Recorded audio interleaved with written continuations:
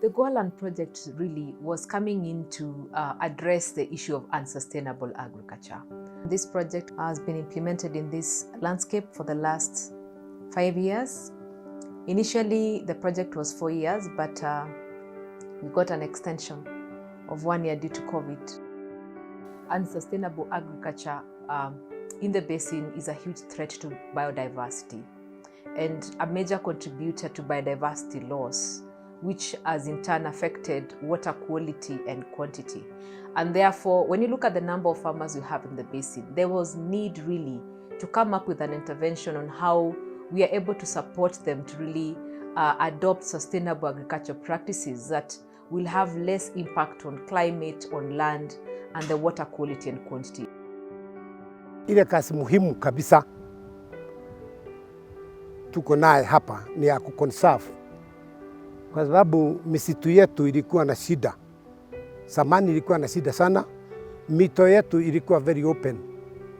Wakati tulishikana na WWF ikatuletea GOALAN, na ya kwanza GOALAN ilituletea kutufundisha, kwa sababu hakuna kitu tulikuwa tumejua. This was a project that had two major objectives. One is to enhance adoption of sustainable consumption and production practices in Lake Naivasha Basin, and also increase consumption of certified products in the 3 counties that touch this basin by 10%. The project had different components. The foundational one was sustainable consumption and production practices among the smallholder farmers or MSMEs. Mimi wakati nilianza kulima na GOALAN, naweza sema nimepata benefit nyingi sana. Kwanza tunafanya crop rotation, ndio mazao yetu iwe kubwa. Hii shamba yangu nimepanda kila aina. Nina mboga, nina managu, nina spinach na nina sukuma wiki, na hata carrot mimi hupanda. Kwa hivyo sasa naona tumeendelea, hata tukienda hivyo tutakuwa matajiri sisi. The second component was market access, where the project aimed at enhancing market access or sustainably produced horticulture products in the basin from the farmers. Kitu kimoja ile ilikuwa inatuadhiri sana ni vyakula zetu kuharibikia kwa mashamba. Wakulima walionelea kwa ukosefu wa soko, wakaonelea ni vizuri wawe na duka lao ambao watakuwa wakileta mazao yao alafu wanauza. Tuko na soko tumepata hapa Naivasha, inaitwa Vasha Green. Sana sana tunapelekanga kwa hiyo soko. Kama haziendi kwa hiyo soko sababu pengine hiyo soko ni kidogo, zingine unaweka kwa gunia safi, alafu zinaenda kwa local market ama kama uko na Samala market. We were enhancing market access by building capacity of farmers to get access to their markets, and also contract farming. Part of the market was also certification, where we were supporting farmers to get certified using the KES 1758 standard, and it's enhancing food safety, social accountability, and environmental sustainability. Sisi kama Lake Naivasha Basin Sustainable Horticulture Farmers ndio kikundi ya kwanza hapa Kenya kupata hiyo certificate ya KES 1758. Hata serikali inahimiza outlets zote za kuuza vegetables kuwe ule na supply awe na KES 1758. Wakati tulipata unakuta tunapata maorders. Kwa hivyo ni kama opportunity ya sisi kama kujulikana. So as a farmer, if you're producing what is safe, you'll have a market to sell your product because the consumer is confident of what he's eating. So by you going through the certification process, then it means you're giving the consumer that confidence that I am going through the processes that are of good agricultural practices, good hygiene practices, good manufacturing practices, and even handling practices. Sijawahi nunua kitu like a customer zikaniharibikia mimi. Isitoshe niko na mtoto mdogo and I trust Vasha Greens kwa vitu zote zenye wako nazo, chakula zao ziko poa, hata nikipia mtoto wangu haina madhara. The third one was infrastructure, and infrastructure here we mean provision of materials like certified seed, greenhouses, drip kits that will accelerate adoption of sustainable consumption and production practices. One advantage that I use certified seeds. For example, one tomato plant can produce up to 10 kgs, unlike the local seeds available in the market. Penye tulikuwa tukishibua viazi gunia moja, sasa mimi hufuna viazi kama 20 bags. Tuko na eka 8 saa hii ile tunafuna. 1 week tunafuna mara mbili. It is Monday and Friday. Monday tunafuna 2000, Friday tunafuna 2500 kg. Also, the greenhouse came hand in with the drip kit, which I use to water my plants. And the drip irrigation system is very perfect because I can use the little water that I have efficiently and make sure that I have water that can enable me produce throughout the season.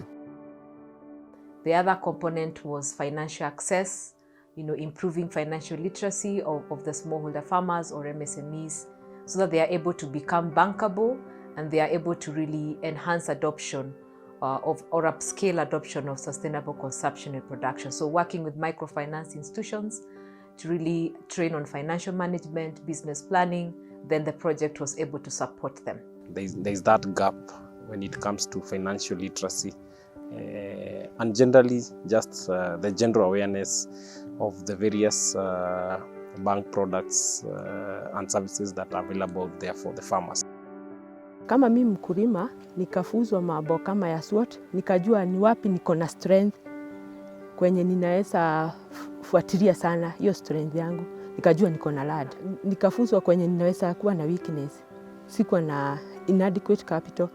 Nikafundishwa vyenye ninaweza pata the inadequate capital. Working with the different partners to ensure that we would support the communities to understand those basics. We worked, for instance, with Agriculture Finance Corporation. We worked with Equity Bank, hand in hand to ensure that we would support the communities, walking them through, developing business plans, for instance. Why it's important really to, shift from the usual subsistence to agribusiness, something that then can be replicated and for sure can be sustained well beyond the project. At Equity Bank, we have a staff. The role is to train, to offer financial literacy.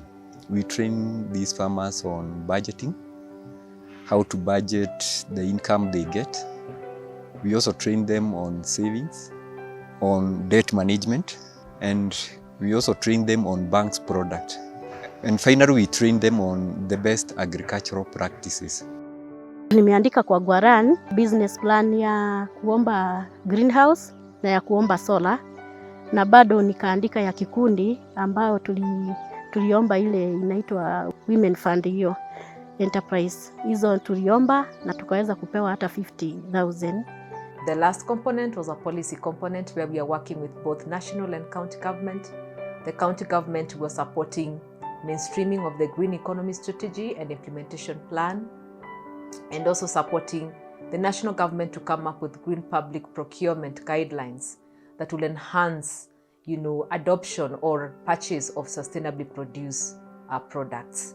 What needs to be done for our farmers to get to the level of, their peers in Europe is quite a lot. And we have the capacity to do quite a lot if we partner with like-minded people so that uplift our farmers to the level that they can compete in the world. The truth is that when agriculture is viewed as a business, we open up the farmer to many opportunities.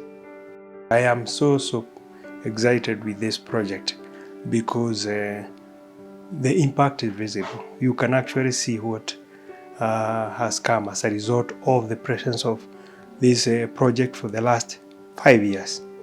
The aspects of sustainable consumption and production have already been anchored in policy at the county level and also being finalized at the national level. Once the national level is also finalized, it will mean that sustainability in production will be, spearheaded by government in its procurement guidelines.